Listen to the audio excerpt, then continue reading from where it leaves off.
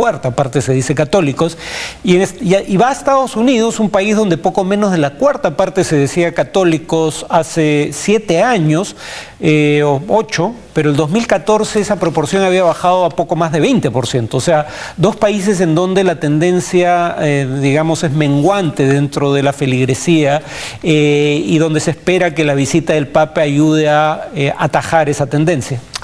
Muy bien, nosotros vamos a seguir con el tema, ya que Cuba ha sido bendecida con la visita de 3 papas. Francisco es el tercer pontífice católico que visita la isla. Anteriormente lo hicieron Benedicto XVI y Juan Pablo II. Vamos a conocer algunas incidencias de estas citas. El Papa Francisco arribó a Cuba el 19 de septiembre para una visita de 4 días. Ofició una misa en la Plaza de la Revolución, la principal plaza de La Habana. El domingo por la mañana y por la tarde visitó a sacerdotes, miembros de órdenes religiosas y seminaristas en la Catedral Capitalina. Por favor, a los sacerdotes, no se cansen de perdonar, sean perdonadores.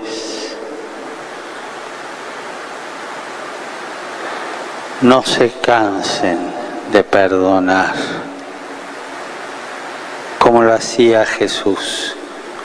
Hoy ofició una misa en Holguín y mañana lo hará en el Santuario de la Virgen de la Caridad del Cobre, en las afueras de Santiago, en el extremo oriental de la isla. Después de visitar la Catedral de Santiago, partirá a Estados Unidos. Pero el actual pontífice no fue el único en bendecir la isla. Benedicto XVI visitó Cuba 3 días, del 26 al 28 de marzo del 2012, durante un nuevo periodo de transición bajo el gobierno de Raúl Castro. El presidente lo recibió a su llegada y asistió a una misa papal en Santiago para festejar el 400 aniversario del descubrimiento de la imagen de la Virgen de la Caridad del Cobre, la santa patrona de Cuba. Benedicto ofició también una misa en La Habana y se reunió con el expresidente Fidel Castro. Nadie se había impedido de sumarse a esta apasionante tarea por la limitación de sus libertades fundamentales, ni eximido de ella por desidia o carencia de recursos materiales, situación que se ve agravada cuando medidas económicas restrictivas impuestas desde fuera del país pesan negativamente sobre la población. El pontífice exhortó a los cubanos a revitalizar su fe, ya que trabajen para construir una sociedad renovada y abierta, una sociedad mejor, más digna de la humanidad.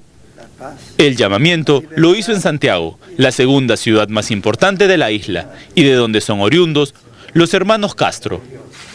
Por su parte, Juan Pablo II hizo la primera visita papal a la isla del 21 al 25 de enero de 1998. Se encontró con el entonces presidente Fidel Castro, visitó un leprosorio y habló con líderes religiosos.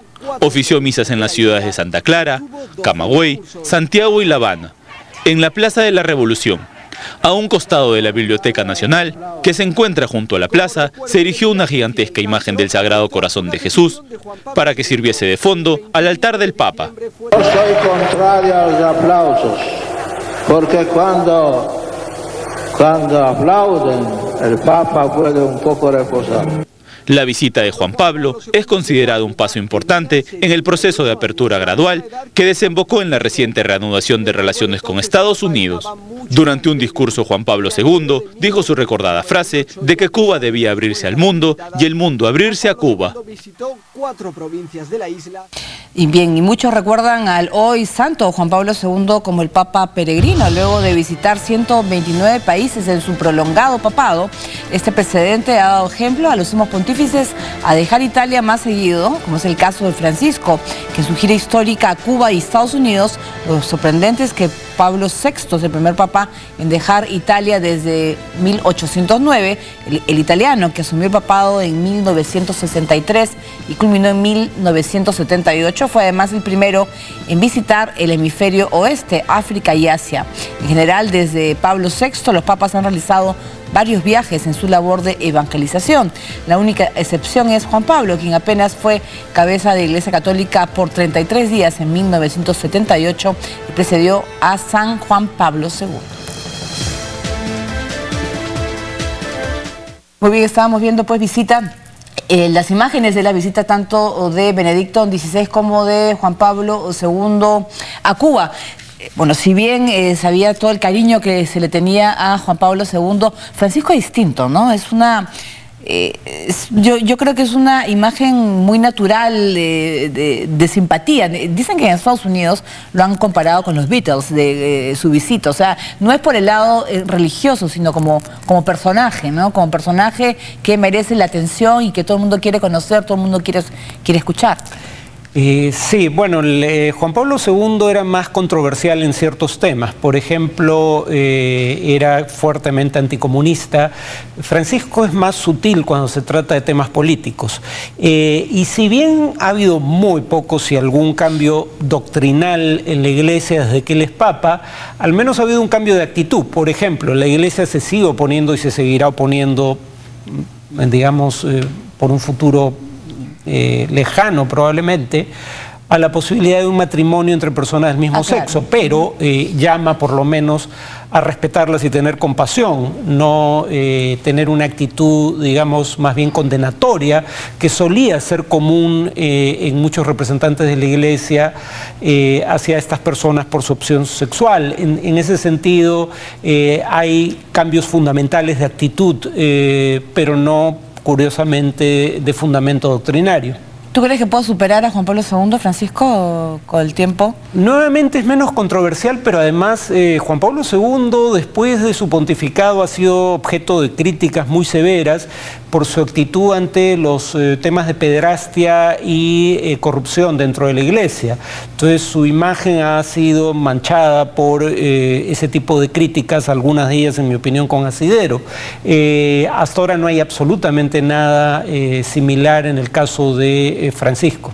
Claro, y además faltaría, yo creo que tiene intención de también viajar bastante, ¿no? Queda pendiente de viajes, por ejemplo, a su propio país, ¿no? Argentina, o si no, a continentes, por ejemplo, a la misma Europa, ¿no? Que también se está perdiendo la fe católica, ¿no? Eso es un reto para él.